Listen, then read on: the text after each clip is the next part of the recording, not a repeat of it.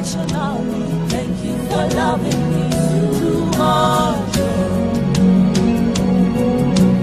Thank you for loving me too much.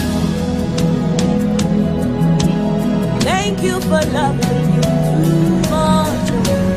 You love me too much. Weewaawo Maswicwino ng'agamba nti excess love dakika ziri 8 ezise ku ssaawa 8. eno program omuwanguzi tawanika chairman radio omusajja ajjula omwoyo n'omuwanguzi waffe tulina okubatambuza. Waliwo agambye katusooke n'abaana abeebuuzo eyamiisinze omusango yagete omusango gwe wakola okumala emyaka mu kkomera egyo 10 mingi gwali musango kikutuddire bamu bagumiisinze. gwali musango gwa defilement okwagala omuwala atanaweza myaka 18. Okay. Mukama mulungi kale ku noti 759 emirundi 3 987 oba noti 393 21 788 85. Katulaba ono kyagamba. Hello. Yes, hello.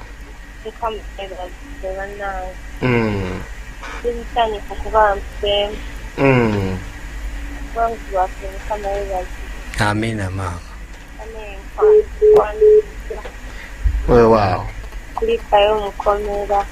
Navaayo mama. Mukama yebale kukyusa nakulokola. Amina. Mukama atwaleyo nga obulokozi bwaffe gye buli kusanga.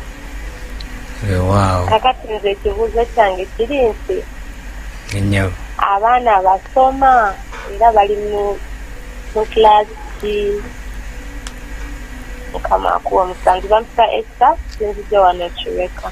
Weewaawo tulenze nnyo Esther. Abaana basoma?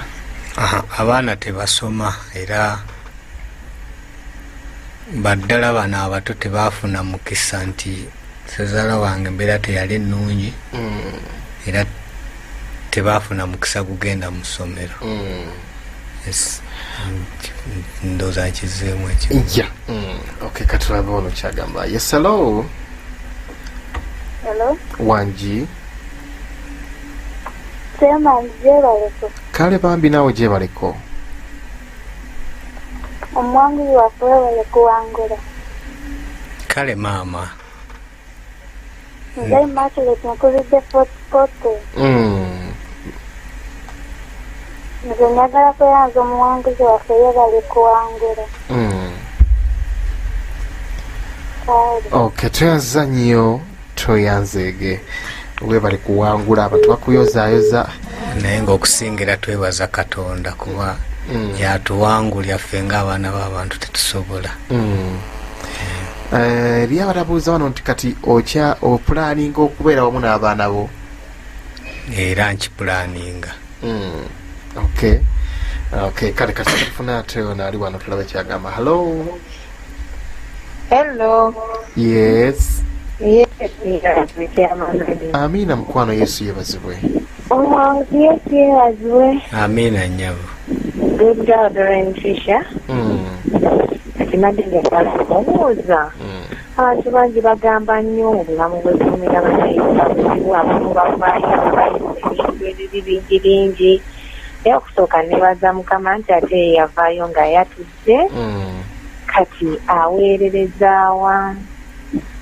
Era n'ekyokubiri omwana gwe baamusibira yaali ludda wa oba kati naye muntu mukulu w'emyaka 10 tegyali mutono. Mukama abampi omukisa. Godgazarentisha baagala nnyo na bonna abawuliriza. Okay. Oweerereza wa omwana gwe baakusibira? Okuweereza sinaba kutandika kuweereza naye nga maama yaŋŋamba mukyala Tom sooka enzikakkane Mukama agenda kuteekateeka obuweereza essaawa yonna nja kutandika okuweereza. Ekyokubiri kyabuuziza eky'omwana omuwala.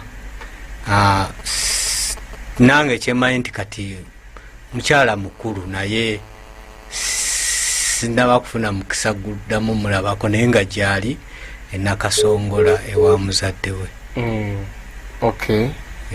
Kyemmanyi nti gyali oba nga yafumbirwa naye sinaba kumanya nnyo bimukwatako kubanga mbadde saagala nnyo na kuddamu kuyibulizaako. Okay, kikulu nnyo ekyo. Katulabe ono kyagamba. Hello. Wangi. Amina, Mukama yebazibwe. Omwana alina emyaka emeka.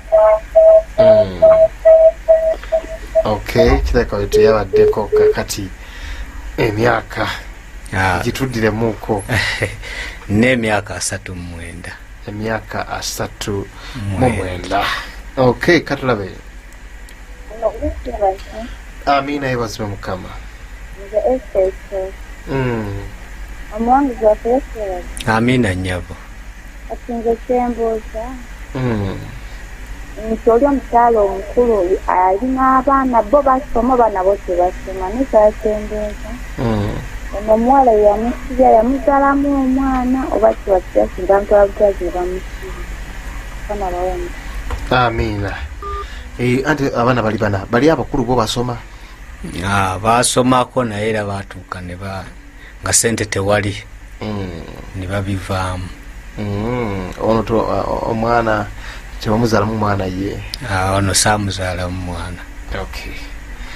Kale katugende mu maaso namba ebibuuzo. Oyinza okusindika ka message ku WhatsApp nako tusobola okuba nga tukafuna ne tuba nga tukuddamu. Okay.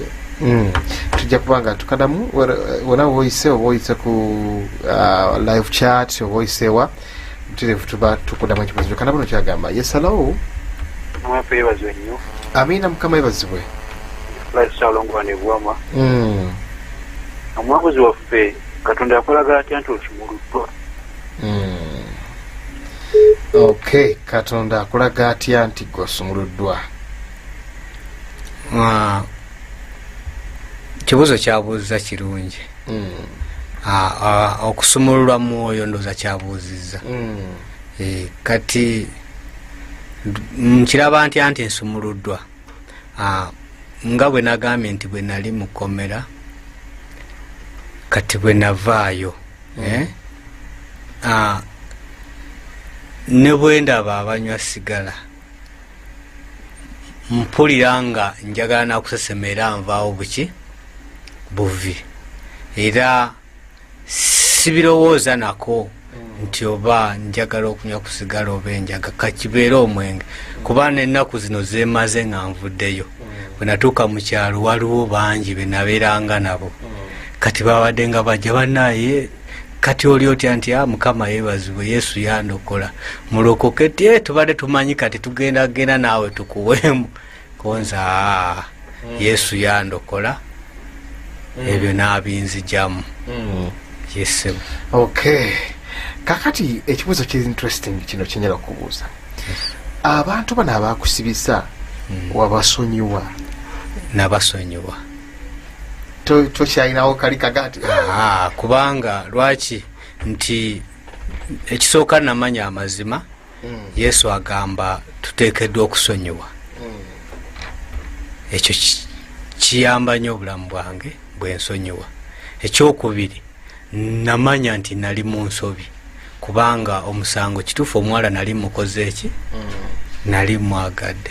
Kati bwe mbanga sibasonyi ekitegeeza nti nga nze yalokoka mba sifunyeemu era nina basonyiwa era nabasonyiwa era nabasabira nnyo ne bwe nali nga nkyali mukomera nabasabira nnyo era nze sirina buzibu nabo nabasonyiwa nenfuuka wa ddembe kuba Yesu bw'ati bw'atugamba. Okay, kale katulabe ano ekibuuzo tukyagenda maaso osobola okusindika ekibuuzo kyo. Ona eke onawadagala ku kyakuyamba. Okay, ekyo kijja kutuukawaawo nawo. Mulala yabadde ali wano ku message yagaye nti tubuulire lwaki omuntu yali ewaze okugenda mu kkomera. Ye Pastor Ezra Bale Bugerere.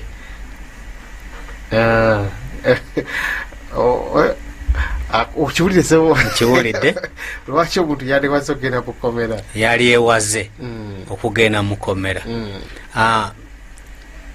Era ekyo buli awuliriza leediyo eno musaba abeere nga agezaako okwegendeza okugenda mukomera, okugeza obutakwana bawala, kuba nsuubira gye emisango egisiga obuki abawala abato abawala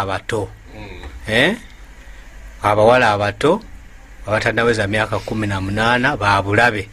Omuntu yandibadde awasa, omuntu yalibadde akola ki? Awasa buwasa mukyala w'omu era ow'empeta. Era ekyo abavubuka bonna abawuliza leediyo eno singa bakikola bajja kuyambibwa nnyo okubanga tebagenda mukomera, kubanga emisango gy'abawala mingi nnyo. Abavubuka bangi tugenze mu makomero olw'emisango egyo. Segeza basangayo bangi abali ku defilement, bangi ddala.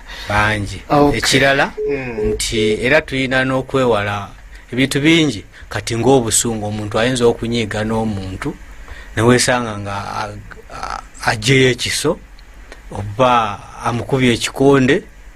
Kati ebyo nabyo tulina obyewala. Wasangayo ko abaasibibwa ku lwebyo obubbi. Abavubuka bangi mulembe guno baagala nnyo byamangu. Osanga oluusi akubye muntu kayondo ne bamutwalayo, oluusi amenya edduuka lya muntu. Kati ebintu ng'ebyo abantu bagezeeko nnyo okubyewala, oba tugezeeko nga nange mwendi okubyewala, nti byabulabe bitwaza omuntu mukomera. Okay, kale katufune ate ona ali ku simu tulayo kyagamba. Hello. Yes, hello. Wanji. Yes, yebazibwe chairman Lodi. Amina mukama yebazibwe nnyabo. Webale kuweereza kyo. Ekitiibwa kidire Katonda. Yes, yebazibwe omwanguzi waffe. Amina maama. Webale kuwangula. Ekitiibwa kya Mukama. Ono ambasada aga okuva ekitemu. Okay. Kati nze kyembadde mbuuza, omuwanguzi waffe obudde buno abeera wano, ekirala agambye talina mulimu. Njagala atubuulireko ffe ng'abawuliriza mulimu ki gw'asobola okukola. Waba agufunye ayinza kuva, because ayinza okuba akyayinza okuba abeerera akateke. Njagala atubuulireko. Okay. Mulimu ki gw'asobola okukola. Okay, tweyanzege. Mulimu ki gw'osobola okukola era ova ludda wa? Kati wawulire soka nzita gy'obeera then tuleke tugende ku mulimu gw'osobola okukola. Kati essaawa zino ndi wano Mutundwe. Wembeera era na mbadde mu kyalo naye nazze kati ndi wano. Ekyokubiri nga bwe nagambye nti okusoma kwange kwali kuki? Kwali kutono. Kati emirimu gy'okusoma sina nnyo gwe nnyinza kugamba, naye gisigadde gwonna oguba guliwo mba nsobola okugukola. Okay. Ndoza ekyo kiwulidde. Yes, hello. Wanji. Hello sebo. Yes, yebazibwe muganda wange. Amina sebo. Ono muti gwa ssente. Wambulako naye mpa noge ku ssente ezo. Ekingo gikuba nga baziri mubi nnyo. Okay. Naye omuwanguzi waffe oyo obeta muwuliriza ekibuzo kyembuuza kati akola atya okweberezaawo mu byessente mu bulamu, kubanga wadde era oba osaba era bwetagayo n'akasente mu nsawo ye akikola atya, kubanga wera babulaza bamubwebaza naga nti sikola era gembeerawo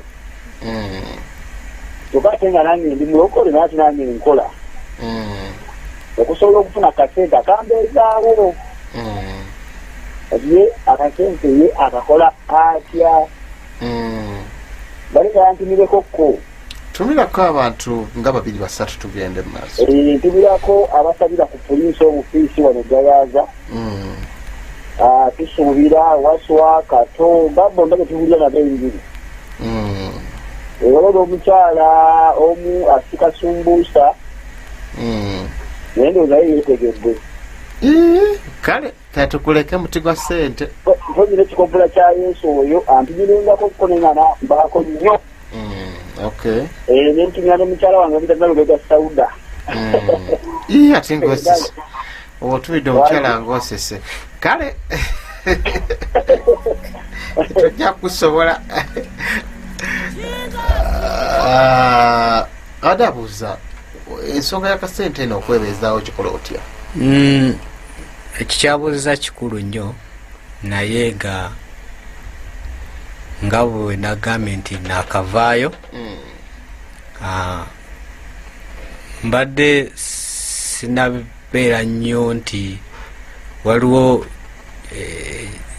kwegamba ekintadde nnyo ku puleesa kubanga nga bwe nagambye nti bwe najja wano baakola maama yankolamu omulimu mu kyaki ne babaako akasente ke bansondera. Akasente ako mbadde nkakozesezza mpola mpola era nga bwe nagambye nti maama yaŋŋamba nsooke nzikakkane kubanga bw'oba waakafuluma ekkomera bw'oteekamu nnyo waasiwaasi ate osobola okutomera ebizibu ebiki ebisinga ebirala. Kati nensooka nzikakkana kati mbadde era nkozesa ku busente obwo naye nga bw'omanyi nti oba tonafuna mulimu bugenda kati bukoze eki bugenze buggwawo naye mmanyi nti Mukama alina omulimu gwateekateeka okumpa gwe ngenda okukola mere nga nfunamu ekijjamba. Okay, kikulu nnyo ekyo. Yes, hello. Hello, Sebo. Muganda wange. Katonda yeebaza nnyo n'omuwanguzi oyo. Kituufu. Mbadde nsaba kumanya nti just in case ebyo by'omulimu bituuse bakatonda abadde amusumire nandigatale twogeremuuko naye ennamba eyo senga ogimumpeera wekinaabeera nka katonda amusumulidde badde ekyokutandika okukola nandyagale twogereko naye. Okay. Tewali buzibu tugenda gimuwa abeere nga ayogerako naawe. Kale ssebo naawe weebale nnyo ssebo.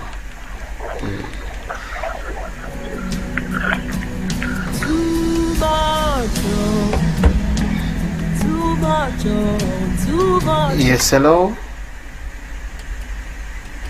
Hello. Wanji? Muwanguzi waffe ebirooto ki bye wawunguliramu? Ebirooto. Kale. Ofuneyo ku kirooto kyonna eky'obuwanguzi okitubuulire? Ebirooto bingi naye okugeza kati naloota nga nsumuluddwa naddala mwoyo gw'obwenzi ogwo kubanga nali ndootanga nnyo embwa ate nga bwe nali nsoma ku bitabo bya muzeeyi. Wabisoma? Nabisoma. Wabisoma ddi? Mukomera oba? Mukomera babituleeta ne babitugabira. Kati naloota nga mpangula nga nwana n'omwoyo ogwo nga ngutematema. Ng'otema embwa? Nemmanya mu nsi y'omwoyo nti mpangudde. Okay. Ng'era okyali mukomera oba muvude? Nga bwe nali nkyali mukomera era nabirootanga ne bwe nvudde era nina byendoose nga mpangula. Okay. Ndowooza kitegerekese. Okay. Twagala kubanga ate tugenda mu ka break katono na wetukoma wano tujja kufuna ebibuuzo bitono ate tubeere nga tusiibula. Waliwo nagambye nti Mwangu needs a divine job indeed, really yetaaga omulimu nga guvudde eri Katonda. Kale katumulemu Katonda watuliza. When we come back tujja kufuna a few questions, then we shall be saying bye bye. Mwanguzi contact zetu tujja kuba nazo, so if in case of anything then tujja kuba tulaba producer Winnie. Owuliriza 98.7 MCF Radio, emmere y'omwoyo gwo.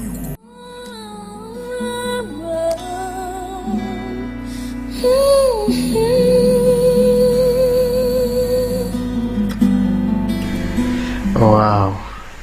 Damita agamba holding on eddakiika 27 zezibulayo okubanga tutuuka ku ssaawa 9 tuyingire nate ekigambo kya Katonda. Mukama tukoze bulungi. Programu mwangu sitawanika leero nzabadde wano chairman Rodney omusajja ajjula omwoyo. Mukama ankoze bulungi okubanga mpadde omukisa okubanga ndina omuwanguzi ono omuwanguzi waffe okumubuuza ate n'okutuwa okufuna obujulizi bwe.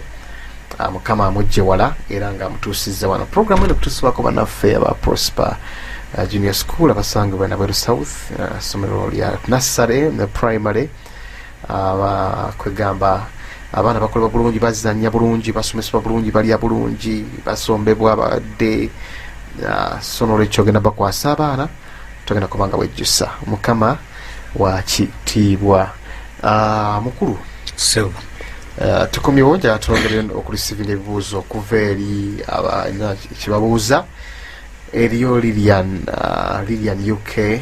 Tugenda kulaba amagezi ge tuyinza okukisalira okulaba okoze otya okutuusa obubaka bwo eri eno. Tugenda kulaba amagezi ge tuyinza okukisalira. Buli muntu yenna omuwanguzi oba omwetaaze otuuka butuusi ku reception, then tujja kulaba engeri gy'oyinza okufunamu ennamba ye n'omucontacting omuwanguzi waffe owaleero. Balala tujja kulaba engeri gyetugenda tukikwatamu. Osobola okuba nga olina ekibuuzo kyagala kubuuza, ogenda kuyita ku noti 759 eba emirundi 3 97 oba noti 393 21 7 8 oberenga munange obuuza ekibuuzo kyonna kyolina. Oyinza okuyita ku WhatsApp oba wonna wesinzira onaga nti Mukama yeebazibwe. Okay, kyo si kitegedde ekyoyo omunafu wa WhatsApp naye kandi abona hello ngiye ate bukoze ekitubadde tusaba kuddamu twongera kumanya g'omwangu because tuyinza okujja ku reception naye nga gwe tuyinza kugira abantu tebabeera nga baani tesaba kuddamu twongera kumanyayo. Okay, kale amanya gabongere. Amanya gange Samwiri Kawesa Samanya. Samwiri Kawesa Samanya. Oyina esimu? Oyina amasimu 3 akati deda ku reception ajja kulekawo enamba yaawo mu kitabo. Tujja kulaba oba obuuza producer Wini ajja kubanga asobola okubanga atuyambako mu kutuusaako kubanga obadde omwetaaze owandiyagadde okusoma. Interesting. Ekyo nkyagala. Oyagala okusoma? Kusoma omukisa bwe gubaawo oddayo. Okay. Kale ohamuwola WhatsApp wadde asiriza ekibuuzo. Omuwala oli era bakyamubuuzaako oli yakusibiswa kati ali myaka ng'emeka?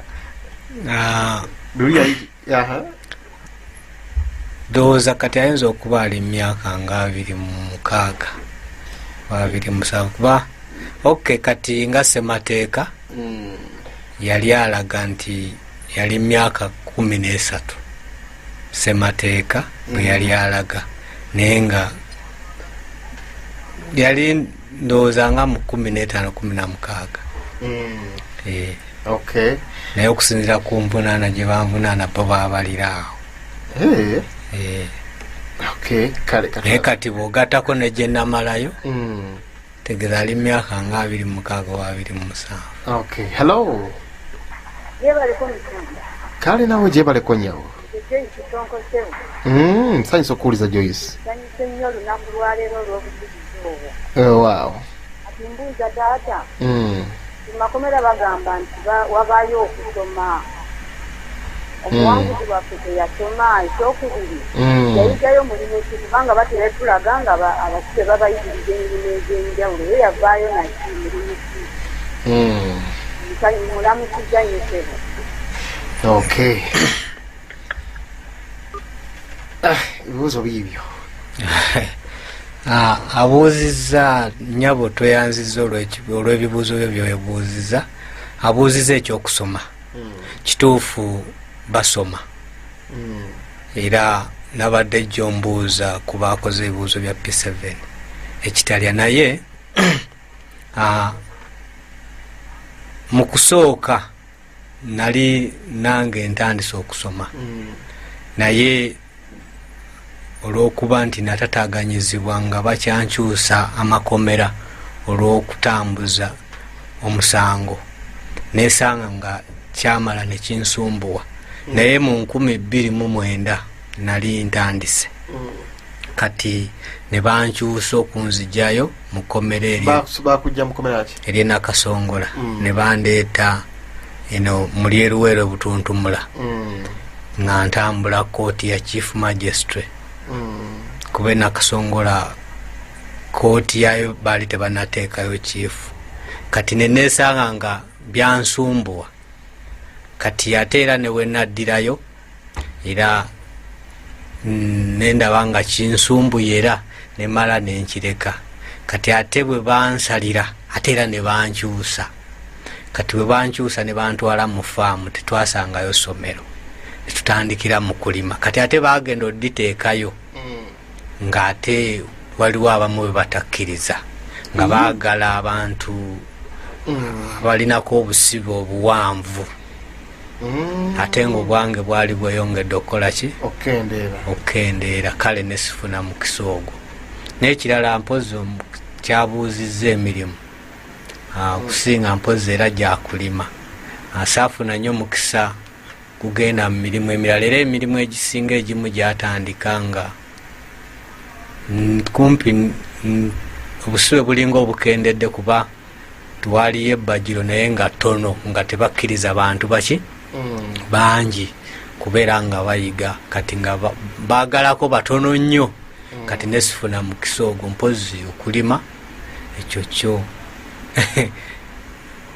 nakiyiga kubanga era emirimu egisinga gyakulima kati emirimu emirala ebyalaani byagenda okujja nga obudde bugenza ate era nga nabyo bitono kale kati okusinga abafuna ennyo omukisa ogwo babeera beeruzira abeeruzira bo bafuna omukisa kuba ebbagiro ddene ebyalaani bingi ate era yo tebeerayo okulima nti bakeera kulima abasinga bakeera ku mirimu ng'egyo n'abalala okusoma masomero go gyegali era basoma naye kati nange awo nesifunirawo mukisa kusoma naye nga kyali nkyagala nnyo era kyannuma nnyo era nali ntandise naye nekimala nekinnemerera katufune wano tulabe kyagamba. Hello wangi Amina yebazibwe Mukama onyumiza obugatta obutali bubwo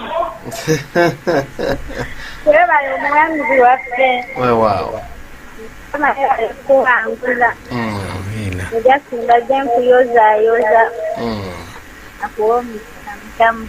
Amina tweyanziza nnyo.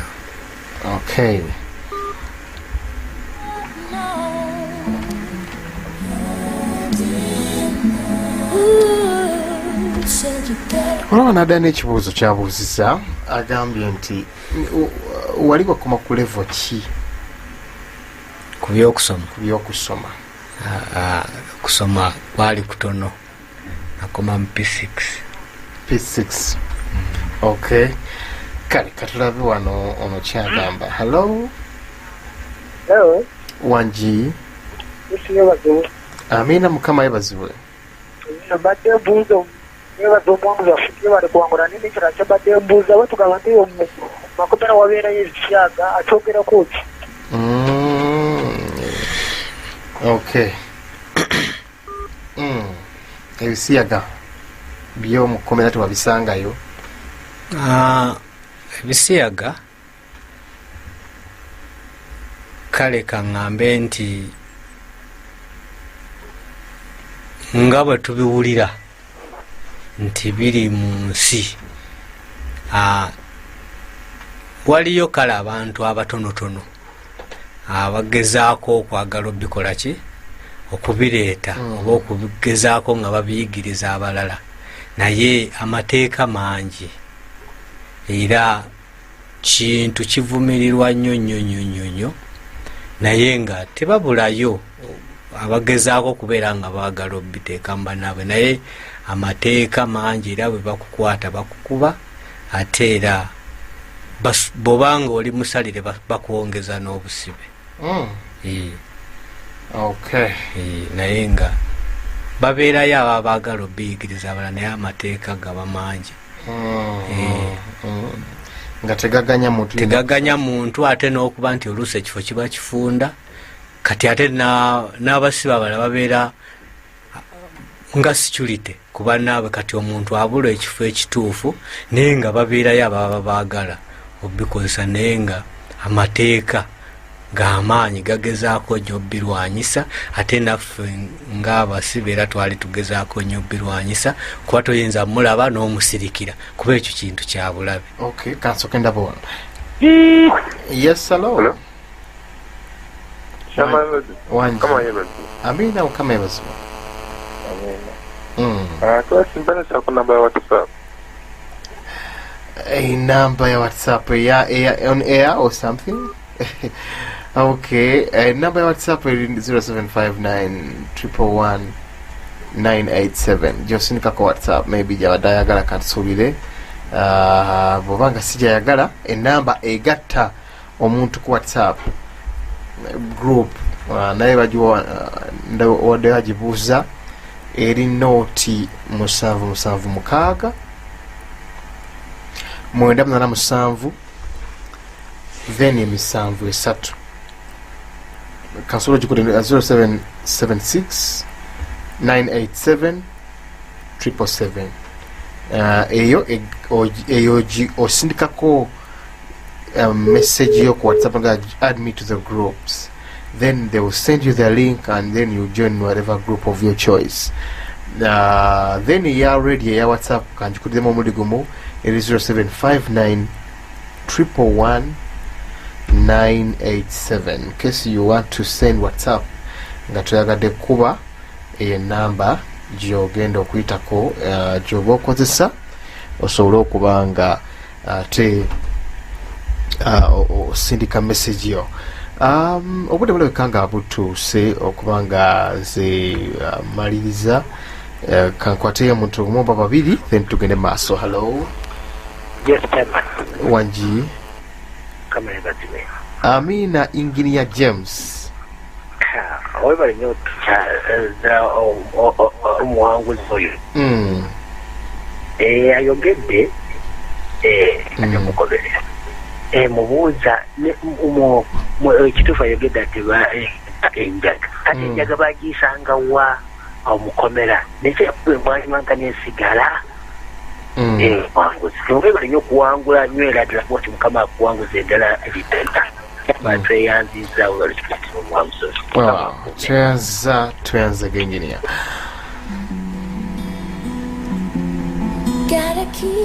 Okay, udachikazi tusiganza tubulire ku kya experience wanonga wakayigire komera wanyuleyo kunjaga. Ani yajireta yayituka ngati ya mukomera. Anti kati ban twafulumanga ko wabwero okukola oba abafulume bwero okukola.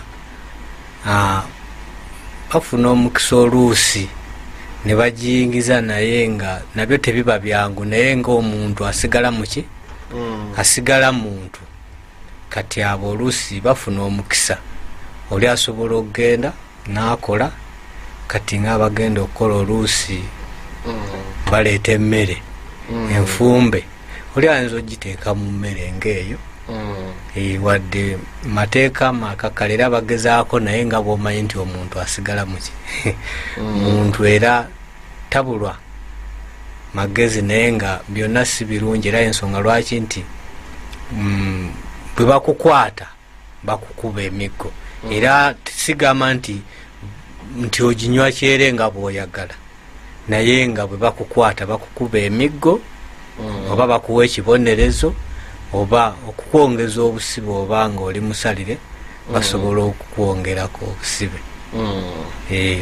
Okay. Batuwuliriza ebibuuzo ndowooza tukomye awo Mukama agenda kubanga abanjagalira. Nze chairman Rodney Musajja yajjula omwoyo. Program wange sitwandika mbadde wano ku lwa musumba waffe. Omusumba tasobodde kuba wano, omusumba jejje naye ng'ate agenda kuba olunaku olw'enkya. N'olwekyo nze nvuddewo omusibula kuwatuliza siibula webaza okuwuliriza osibule tugende. Neyanziza nnyo ssebo olw'okunkyaza. Era njagala okwebaza olw'emirimu gye mukola. Ne mumpa omukisa nange olunaku olwaleero nenzijja mu studio za rediyo eno nensobola okuwulirwako ku mpewo. N'abatuwuliriza bonna mwebale kuwuliriza, era nsaba Mukama abawe nnyo omukisa. N'abakubya amasimu mwebale, n'ababuuzizza nti nsaba Mukama abanjagalire mu linnya erya Mukama waffe Yesu. Weewaawo. Tusinkane mu program ettakaawo maasoko naye nga mbaagala nnyo. Mweraba.